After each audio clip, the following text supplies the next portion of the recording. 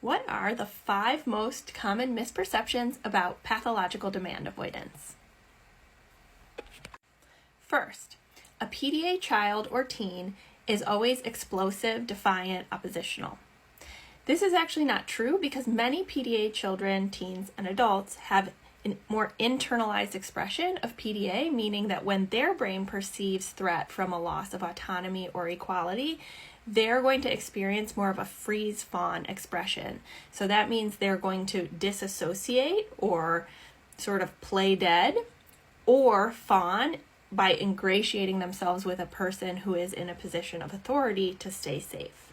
Second, PDA or pathological demand avoidance means no empathy. This is not true.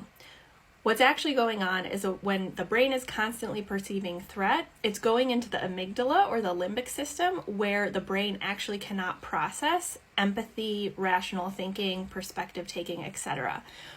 When these children, teens, adults can access their frontal lobe when they are perceiving safety, they are absolutely able to have empathy.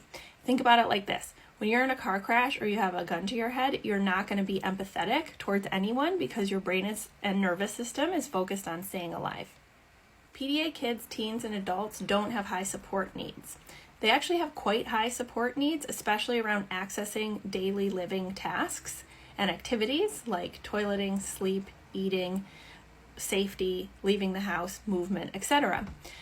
But this is a misperception or misconception because they often do not have as high support needs around social communication and can make eye contact, have friends, and are social. Fourth, PDA kids, teens, and adults are not autistic. This is a big one. PDA kids often don't have trouble articulating things, especially if it's not having to do with their internal experience. They make eye contact, have pretty typical verbal development a lot of the time, and so many professionals decide that they're not autistic, but they actually do have social communication and perceptual differences that align with autistic experience. 5, pathologically demand avoidant humans are impossible to deal with. Okay, so this is something I've thought myself while raising a PDA child. However, once you learn the logic to how their brain works and can focus on trust, connection, and relationship and accommodate that perceptual mechanism of always perceiving threat, they're actually lovely human beings to spend time with.